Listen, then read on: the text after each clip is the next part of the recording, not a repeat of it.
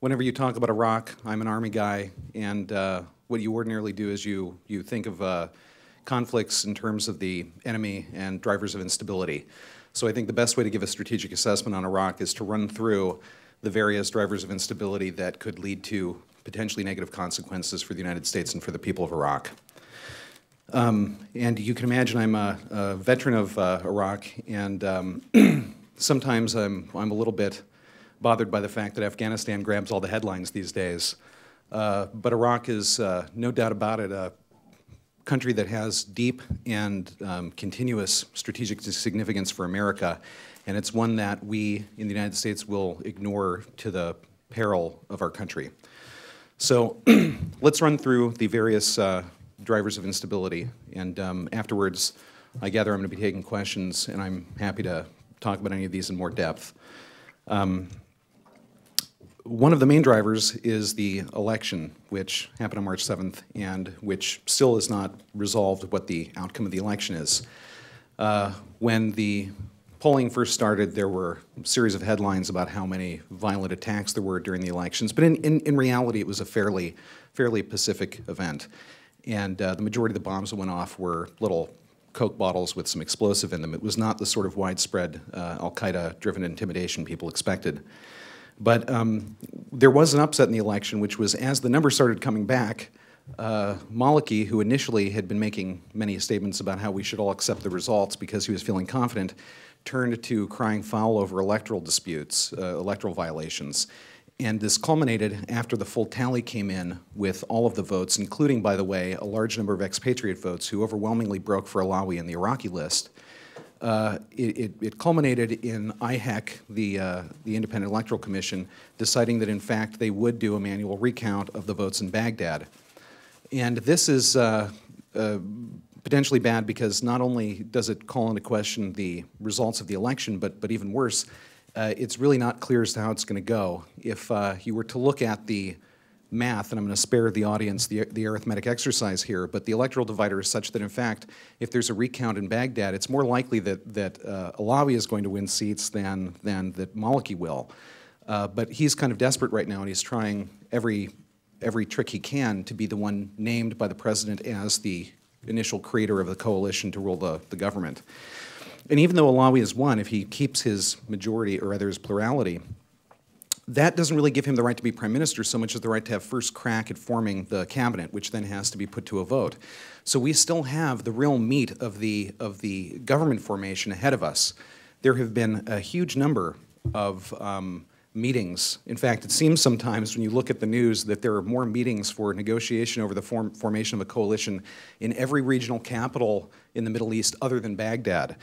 And one of the greatest drivers of instability is, in fact, the neighboring countries' attempts to influence how these government coalitions may form. The most important of these was the meeting among the various Shia and Kurdish blocs in Tehran, which eventually fell apart primarily because there was a deep dispute between the INA and State of Law over who the prime ministerial designee would be. Within INA, the Sadrists, who did very well beyond most people's expectations, mostly because of the open list system in which people cast their vote for the electoral list, but more people voting for INA wanted Sadr trend guys than they wanted ISKI. The Sadrists are playing from a very strong hand, and they are adamant that they don't want Maliki. So we have this in dispute electoral result. We have the ongoing process of government formation, which has not even really begun in earnest yet. And we have the attempts by regional players to influence the result of these elections. That is clearly a recipe for instability. And so far, actually, there have been very few cases of actually provable electoral fraud. The negotiations are moving along in a typically shrill Iraqi political fashion. But it seems that the mechanics of government formation are going along. But it's important to remember that this process is far from over. So the next driver of instability is one that's continuous, and that is always the ever-present shadow of the insurgency in Iraq. And this is a subject that made the headlines recently because of the killing of al-Masri Baghdadi. And many commentators have taken quite varied positions on this, either that it is a killing blow to al-Qaeda or that it's not really very important. Well, neither of those is true. In fact, it is important, and it's not a killing blow to al-Qaeda. When you have a determined insurgency, the killing of a single individual leader is not a decisive victory. And this is absolutely provable in the case of the death of Zarqawi in 2006, after which violence in Iraq continued to escalate until the adoption of General Petraeus' counterinsurgency strategy during the surge. The death of that one leader will always cause a temporary disruption in the highest echelons of command and control. But sometimes you actually find an occasion where all of the lower-level commanders who had been staging and preparing for operations shorten their time horizons and push out their operations more quickly, and there's a temporary spike before the mandatory internal politics move through their processes to determine who the replacement is going to be. Now, Masri and Baghdadi were very important commanders in al-Qaeda, and the reason why it matters that they were taken out is because, unlike at the time of the death of Zarqawi, al-Qaeda's bench is much, much less deep. It has been shortened drastically.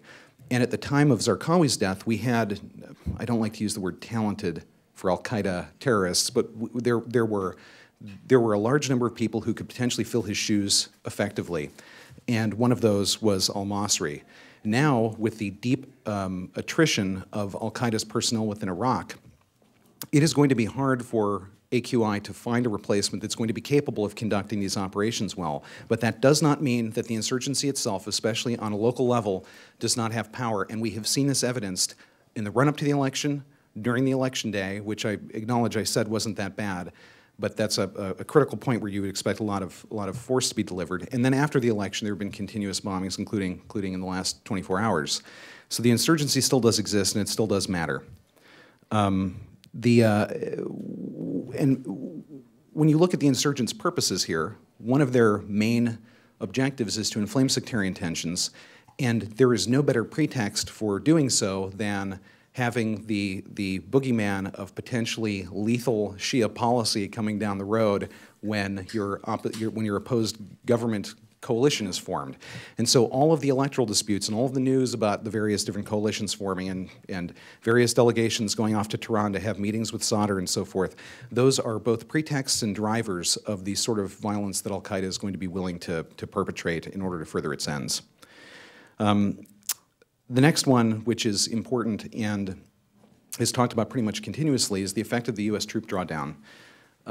This is not really important to my mind, and I think I have a pretty good grasp of what the actual effects of boots on the ground are going to be in Iraq. It's not as important for the combat troops who are physically present doing patrols. The counterinsurgency that was conducted in 2006, 7, and 8 required large numbers of American forces physically in population centers. But as Minsticky built up the capacities of the ministries and the military and national police, and we ceded the responsibility for those population centers to the Iraqis, they have done a surprisingly good job of taking over security in those cities. And the U.S. forces are no longer the ever-present troops that had been seen continuously by the Iraqis every day all the time. They're fairly out of the picture, and they don't conduct disruption or presence patrols very much anymore. The troop drawdown is not a matter of the number of soldiers on the ground providing security so much as it is a matter of the capacity, the governance capacity that those elements that are stationed throughout the country provide. And the troop drawdown is going to have an extremely difficult phase, and we're in the middle of that right now, in which these governance capacities, which have up until now been led by the U.S. military and the elements attached to it like PRTs, there will be a handover between the military elements running from corps down to brigade to the State Department, and that transition has not been smooth. And there is possibility for a lot of opportunity to be lost. That being said, as we go through our drawdown, there is a potential benefit, and I know this isn't really driver instability, but it's worth mentioning an opportunity here. As we reduce the portfolio of responsibilities that the U.S. forces undertake in Iraq, over time, it's going to become apparent to the Iraqis during and after the formation of the new government what capacities they really do want our help with. And as we go through the process of continuous daily renegotiation of the terms of our partnership with the Iraqis, this drawdown is actually going to cast into very sharp relief all of the things that the United States can and does provide that is of critical value to the government of Iraq. And I think that's an opportunity that wise and intentional diplomacy can make a great deal of use out of. The last one, and this is my primary interest in research, is the constantly looming specter of Arab-Kurd tensions.